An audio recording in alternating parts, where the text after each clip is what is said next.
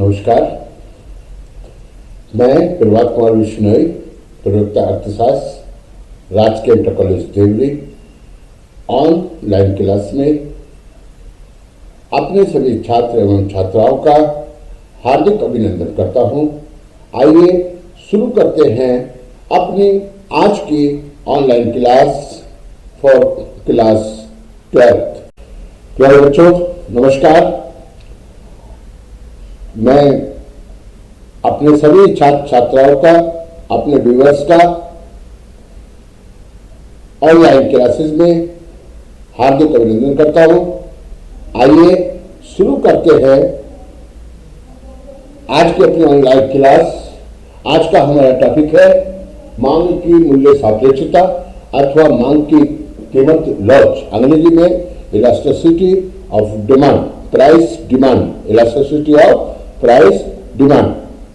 अब मैं आपको एक बात बताऊं, प्रोफेसर मार्शल, अल्फ्रेड मार्शल,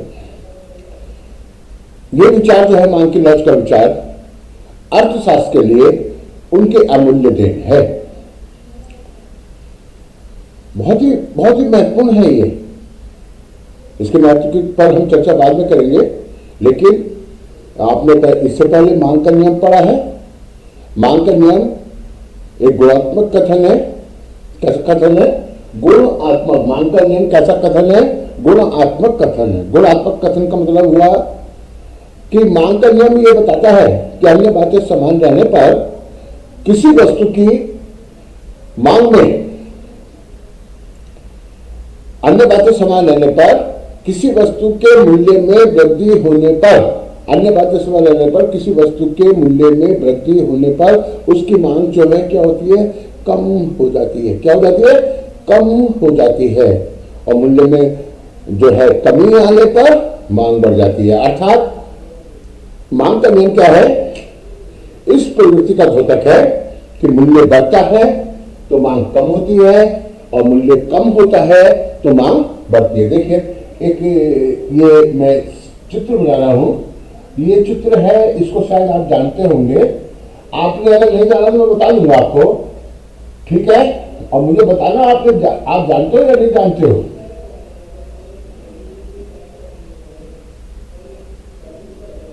देख रहे हैं आप? ये जो चित्र है, ये एक बच्चा यहां पे बैठता है इसमें, है ना, इस तरीके से, और एक बच्चा यहां बैठ जाता है इस तरीके से, ठीक है? और यहां पे पकड़ने के लिए होता है दोनों के। इसको आप मांग समझ लीजिए। इसको शीशा बोलते हैं, शीशा, शीशा। और ये शीशा मुंह देखने वाला शीशा नहीं है, झूलने वाला शीशा है, ठीक है? ये बच्चा जो है इसको मूल्य समझ लीजिए। अगर मूल्य है दूसरा, ये है, ठीक है? अब इधर ये बच्चा यहां पे मैंने बैठा दिया और इसमें ये बच्चा फिर यहां पे आ गया, समझ गए?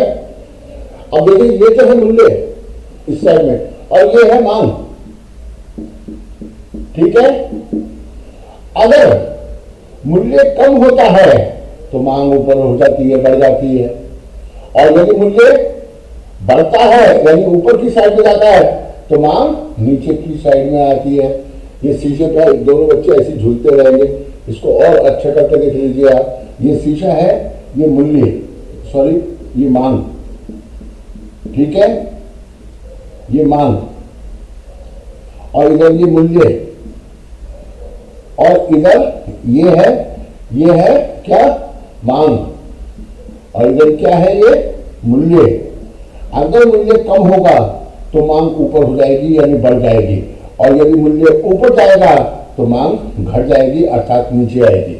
मांग का नियम केवल यही बताता है, एक गुणात्मक कथन है। ये नहीं बताता कि मूल्य में परिवर्तन के फलस्वरूप मांग में कितना परिवर्तन होगा।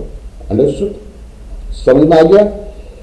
इस बात को बताती है मांग की मूल्य सापेक्षता कि अगर मूल्य में एक निश्चित मात्रा में कमी अथवा वृद्धि कर दी जाए तो मांग में कितनी कमी अथवा वृद्धि होगी। ये बात कौन बताता? मांग की लॉज अर्थात मांग की मूल्य सापेक्षता बताती है। इसको बताती है प्राइस इलास्टिसिटी ऑफ डिमांड। जैसे कोई कर लगाते हैं, बजट आता है, बजट में कर लगता है, कर लगता है तो वस्तु का मूल्य बढ़ता है, मूल्य बढ़ता है तो वस्तु की मांग कम हो जाती है, मूल्य बढ़ने पर मांग कम हो जाती है। तो कोई भी मंत्री होगा, वित्त मंत्री होगा, तो इस बात को ध्यान में रखेगा कि वस्तु की मांग की लॉज किस प्रकार की है ना। तो बहुत ही महत्वपूर्ण है, अन्य अनेक प्रकार से महत्वपूर्ण है, मैं आपको विस्तार से बाद में बताऊंगा। फिलहाल यहाँ एक गुणात्मक कथन है मांग का नियम और मांग की लॉज। एक मात्रात्मक कथन है। कैसा? मात्रात्मक कथन है। ये बताती है कि मूल्य में यदि हम 10% वृद्धि कर दें तो मांग में कितनी कमी आएगी, 10% कमी आएगी, 15% कमी आएगी या उससे भी ज्यादा कमी आएगी। तो प्रतिशत यानी मूल्य के प्रतिशत परिवर्तन से मांग के प्रतिशत परिवर्तन को मांग की लॉज ज्ञात करने के लिए हम भाग देते हैं। मांग के प्रतिशत परिवर्तन को मूल्य के प्रतिशत परिवर्तन से भाग देते हैं। ठीक है। अब बात करते हैं कि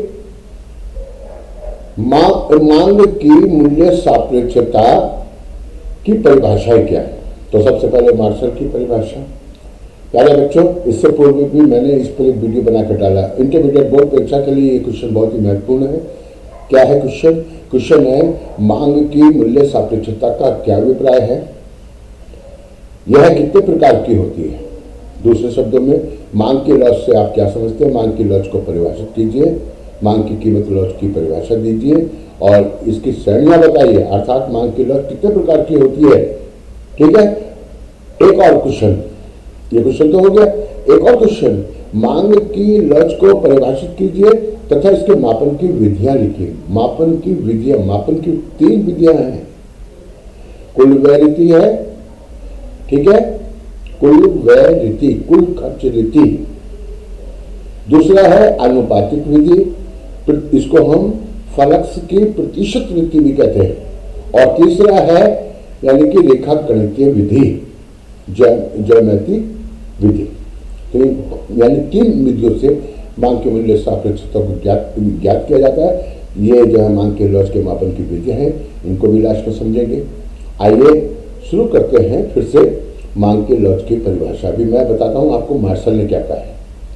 मार्शल ने कहा है किसी वस्तु की मांग का कम या अधिक लोचदार होना इस बात पर निर्भर करता है कि एक निश्चित मात्रा में मूल्य के बढ़ जाने पर मांग की मात्रा में अधिक कमी आती है या कम, तथा एक निश्चित मात्रा में मूल्य के कम हो जाने पर मांग की मात्रा में अधिक वृद्धि होती है या कम।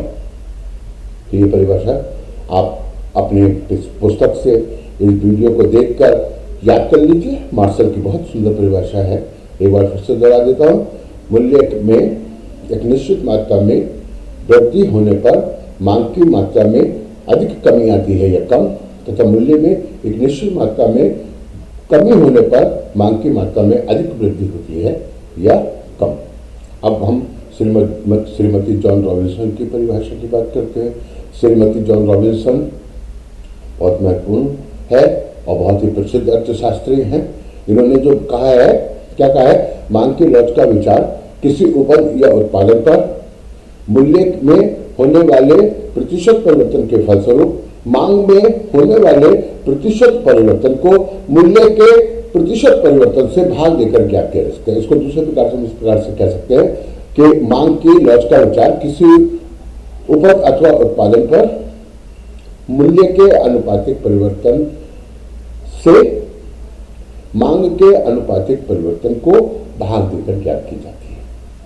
2-4 परिभाषाएं और याद कर लीजिए, और अगर और अधिक परिभाषा देखनी है तो मैं दूसरा वीडियो देखिए, उसमें पूरी परिभाषा दे रखी है।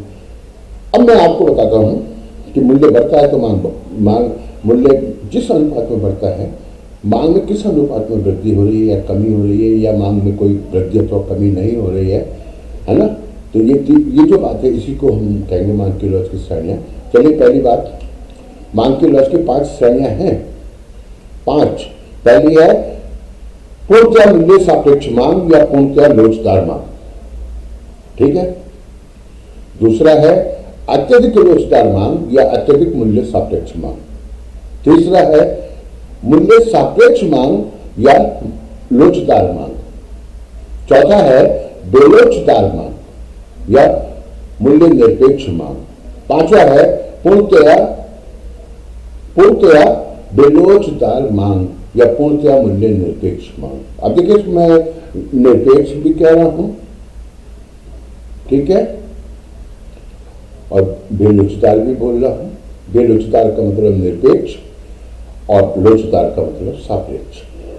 तो इस चीज को याद रखिए। यानी मांग की लोच 5 प्रकार की होती है। पहले पूर्णतया लोचदार मांग की बात कर लें तो पूर्णतया लोचदार मांग क्या है?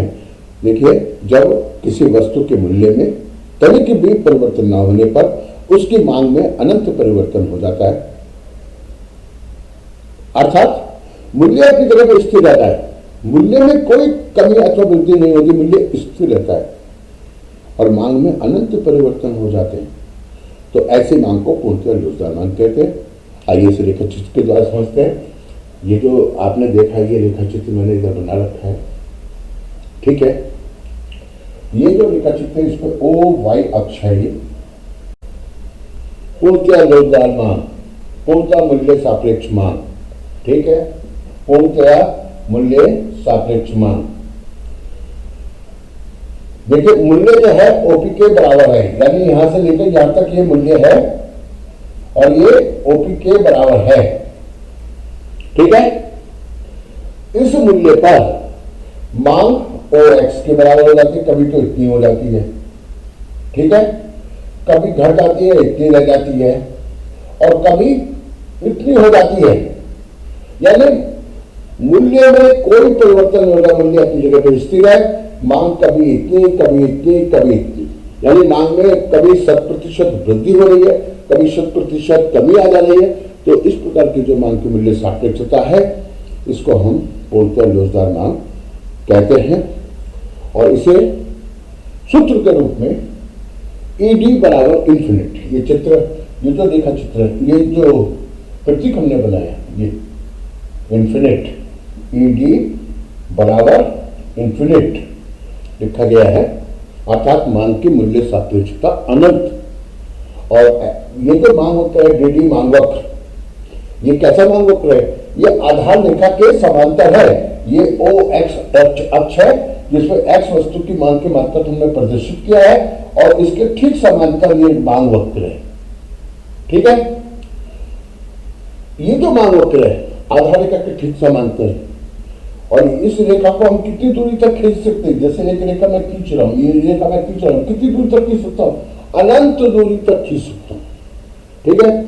तो इसको मतलब होगा मांग की मूल्य सापेक्षता अनंत। इस चिन्ह का मतलब क्या है? ये जो चिन्ह मैंने यहां बनाया इसका मतलब क्या है?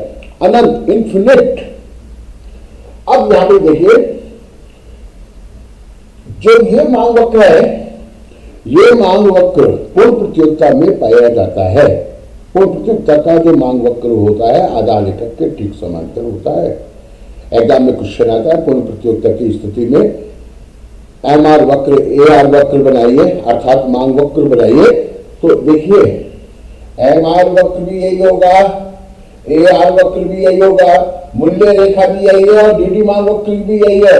यानी पूर्ण प्रतियोगिता में M R, A R, P और डीडी मांग वक्र ये सब आधार रेखा के ठीक समांतर होते हैं, ठीक है, क्योंकि पूर्ण प्रतियोगिता में मूल्य एक रहता है और पूर्ण प्रतियोगिता में हमने आपको पहले ही बताया कि एक उत्पादक, अगर हम पूर्ण प्रतियोगिता को परिभाषित करना चाहें तो इसी यानी रेखा के द्वारा हम परिभाषित करते हैं। हम कहते हैं पूर्ण प्रतियोगिता में एक उत्पादक को या साहसी को अपनी वस्तु के लिए पूर्णतया लोचदार मांग वक्र का सामना करना पड़ता है। तो यहाँ पूर्ण प्रतियोगिता नहीं पढ़ रहे, हम मांग की लोच पढ़ रहे हैं, केवल समझाने के लिए, भविष्य में काम आएगा आपके, ठीक है। तो पूर्ण प्रतियोगिता, ये जो हमने बताया पूर्णतया मूल्य सापेक्ष मांग, ये काल्पनिक होती है। कैसी होती है? काल्पनिक। कैसी होती है? काल्पनिक होती है। व्यवहारिक जगत में कोई भी वस्तु ऐसी नहीं होती कि जिसके मूल्य में लेश मात्र भी परिवर्तन न हो और उसकी मांग की मात्रा में अनंत परिवर्तन हो जाए। तो ये पहला था पूर्णतया लोचदार मांग। अब दूसरे की बात करते हैं, अत्यधिक मूल्य सापेक्ष मांग, ठीक है। तो अत्यधिक मूल्य सापेक्ष मांग क्या है? यानी कि मांग में जो परिवर्तन होता है मूल्य में परिवर्तन के फलस्वरूप मूल्य बढ़ेगा, मांग कम होगी, ठीक है, और मूल्य घटेगा, मांग बढ़ेगी। तो मांग में होने वाला आनुपातिक परिवर्तन या प्रतिशत परिवर्तन जब मूल्य के आनुपातिक परिवर्तन अथवा प्रतिशत परिवर्तन से अधिक होता है तब कैसी मांग होगी?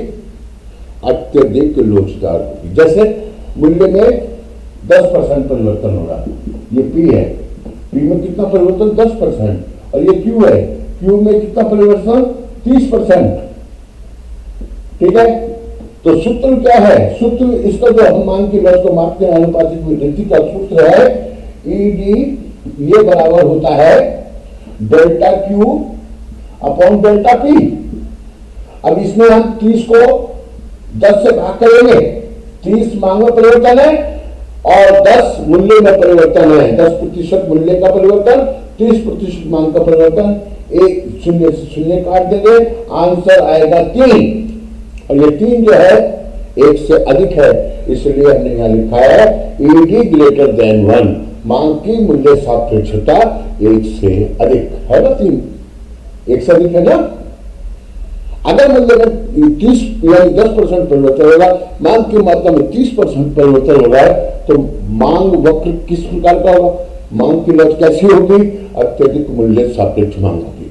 और ये मांग किन वस्तुओं की होती है? जो प्रतिष्ठा रक्षक वस्तुएं होती हैं, जैसे कार है, मकान है, वस्त्र हैं। तो ऐसी वस्तुओं की मांग की मूल्य सापेक्षता कैसी होती है? अत्यधिक लोचदार होती है।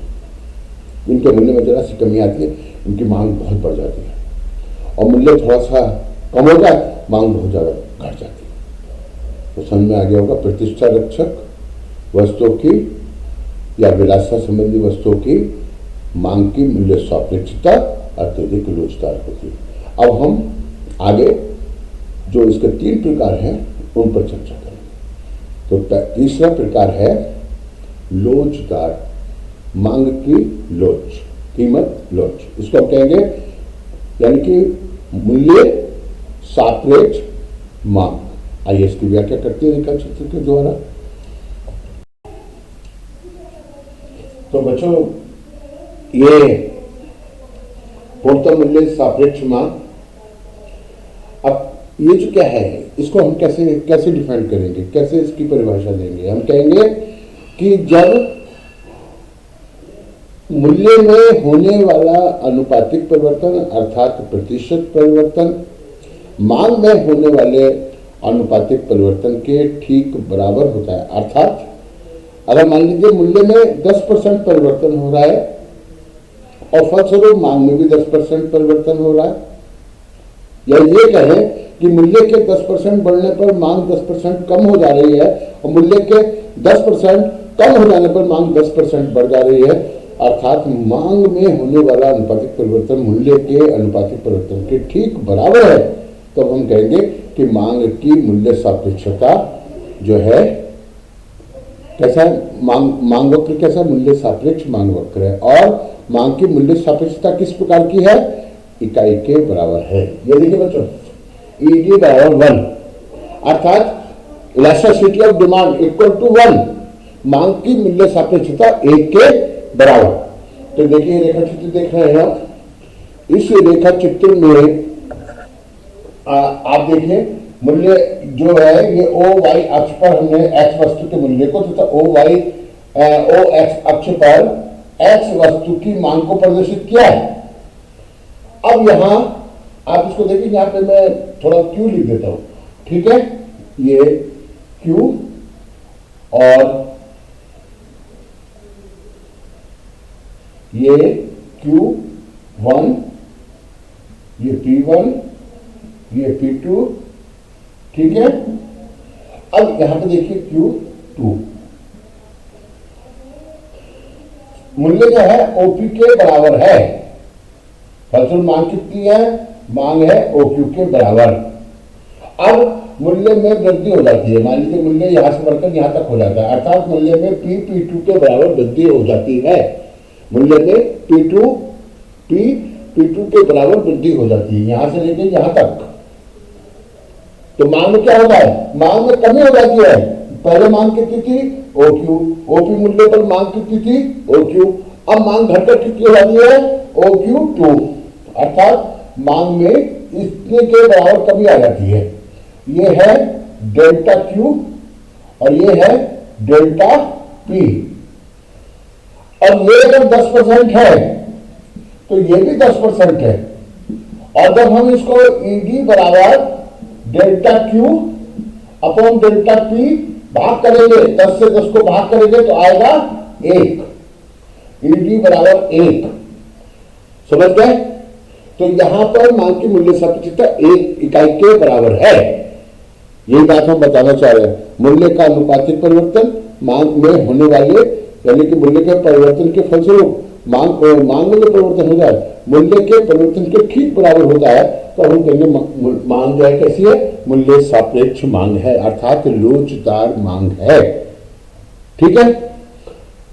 ये जो मांग वक्र है, ये किस प्रकार की वस्तुओं की मांग लोचदार होती है, किस प्रकार की वस्तुओं की मांग मूल्य सापेक्ष होती है, तो मैं आपको बता दूं, आरामदायक वस्तुओं की मांग कैसी, आरामदायक आवश्यकता 3 प्रकार की होती है ना, बताया ना क्लास में। आवश्यकता 3 प्रकार की होती है। पहली होती है अनिवार्य आवश्यकता है, दूसरी होती है आरामदायक आवश्यकता है, तीसरी होती है विलासिता की आवश्यकता है। विलासिता की आवश्यकता 2 प्रकार की होती है, हानिप्रद विलासिता और लाभप्रद विलासिता। समझ गए? मतलब मेरा कहने का यह है कि जो आरामदायक वस्तुएं हैं, जैसे पंखा है, जैसे कूलर है, जैसे साइकिल है ना, ये परिस्थिति पर डिपेंड करता है कौन सी वस्तु अनिवार्य है, कौन सी आरामदायक है, कौन सी विलासिता की है। मान लीजिए एक बच्चा 7 किलोमीटर दूर से आ रहा है तो साइकिल उसके लिए अनिवार्य, यदि वो 2 किलोमीटर दूर से आ रहा है तो वही साइकिल उसके लिए आरामदायक है, और यदि वह ठीक स्कूल के सामने से आ रहा है साइकिल से तो वही उसके लिए विलासिता की है। समझ रहे हैं ना? तो विलासिता यानी एक ही वस्तु अनिवार्य भी हो सकती है, आरामदायक भी हो सकती है और विलासिता की भी हो सकती है। तो आरामदायक वस्तु वो होती है कार्य क्षमता बढ़ जाती है। अनिवार्य वस्तु वह होती है कि जिनके प्रयोग के बिना तो हमारी कार्य क्षमता शून्य हो जाएगी, और आरामदायक वो है जिनके प्रयोग करने से हमारी कार्य क्षमता में वृद्धि हो जाती है, और यदि हम प्रयोग नहीं करते तो कार्य क्षमता घट जाती है। ठीक है? ऐसी वस्तु की जो मांग होती है वो लोचदार होती है, आरामदायक वस्तु कहलाएगी। ठीक है? तो जो लोचदार मांग होती है ये आरामदायक वस्तुओं की मांग की मूल्य सापेक्षता लोचदार होती है। तो अब तीसरी बात हम कर लें। हमारा तीसरा है, पहला था पूर्णतः लोचदार, दूसरा था अत्यधिक लोचदार, सी हमारा था यानी तीसरा हमारा था मूल्य सापेक्ष अर्थात लोचदार। अब है मूल्य निरपेक्ष मांग अर्थात बेलोचदार मांग। ठीक है? इसकी भी चर्चा कर लेते। यानी कि यहां देखिए बात वही है, ओ एक्स अक्ष पर हमने वस्तु एक्स की मात्रा को तथा ओ वाई अक्ष पर एक्स वस्तु के मूल्य को प्रदर्शित किया है। मूल्य को देखिए, मूल्य ओपी है, मांग की मात्रा ओक्यू है, अर्थात जब मूल्य यहां से लेकर यहां तक होता है तो मांग कितनी होती है, यहां से लेकर यहां तक। अब यदि मूल्य बढ़ जाता है, मूल्य में P2 के बराबर वृद्धि हो जाती है, अर्थात मूल्य इतना बढ़ जाता है इस तीर के बराबर, यानी डेल्टा P, यानी मूल्य में परिवर्तन इतना हो जाता है। फलस्वरूप मांग में क्या होता है, मांग में कमी हो जाती है। मांग में क्या होता है, कमी हो जाती है। मांग घटकर कितनी हो जाती है, Q से घटकर Q2 हो जाती है, अर्थात मांग में जो परिवर्तन होता है Q2 Q के बराबर हो जाता है, अर्थात मांग इतनी घट जाती है, अर्थात डेल्टा जो Q है हमारा वो इस तीर के बराबर है।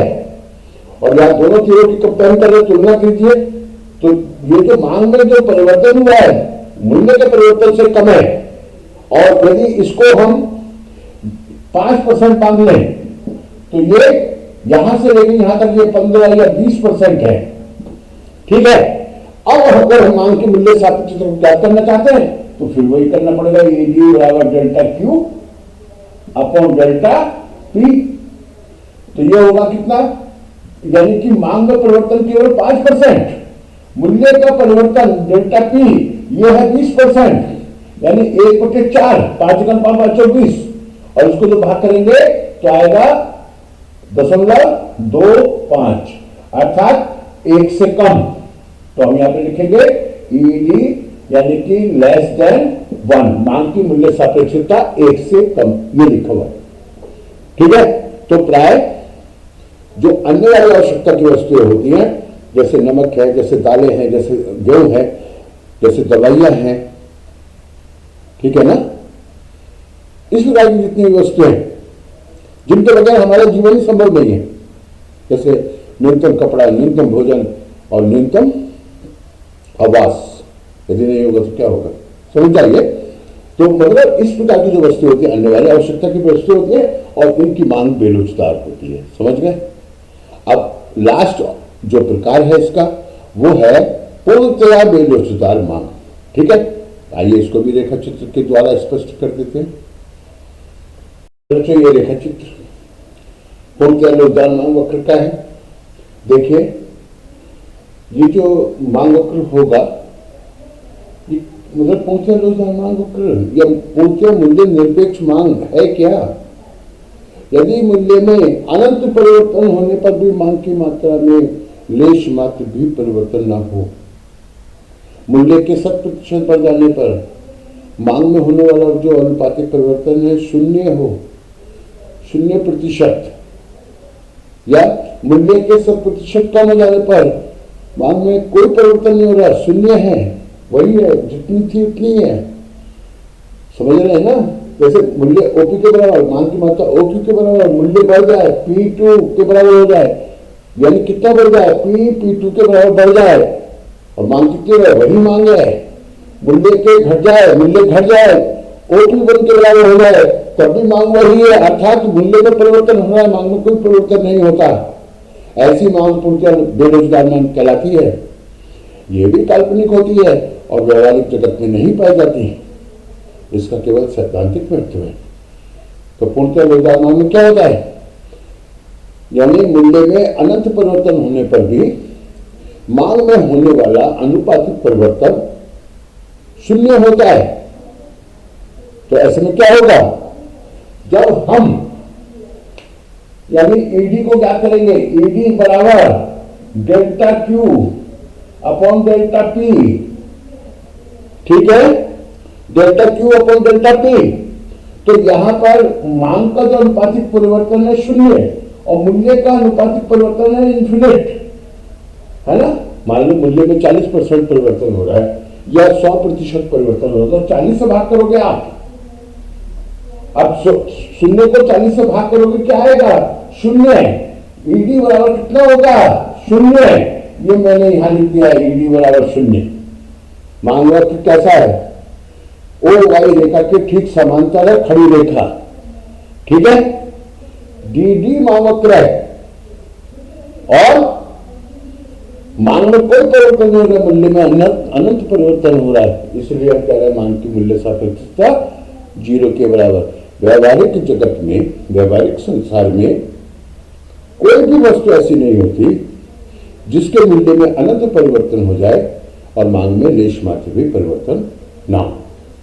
तो ये केवल सैद्धांतिक महत्व की है और काल्पनिक है। तो इस प्रकार से मांग की 5 प्रकार की श्रेणियां हैं। मांग की लॉज के 5 प्रकार होते हैं। पहला प्रकार पूर्णतया लोचदार, दूसरा प्रकार अत्यधिक लोचदार, तीसरा प्रकार लोचदार, चौथा प्रकार बेलोचदार और 5वां प्रकार पूर्णतया बेलोचदार। तो इसको हम कैसे कहेंगे, यानी पूर्णतया लोचदार मांग, अत्यधिक लोचदार मांग, लोचदार मांग, पूर्णतया यानी कि बेलोचदार मांग और फिर बाद में लास्ट में पूर्णतया बेलोचदार मांग। ये प्रकार होते हैं, इनको अच्छे प्रकार से याद कर लीजिए। और इसके बाद जो नेक्स्ट वीडियो होगा उसमें हम आपको मांग की लॉज के मापन की विधियां समझाने जाएंगे। ठीक है, बाय, नमस्कार।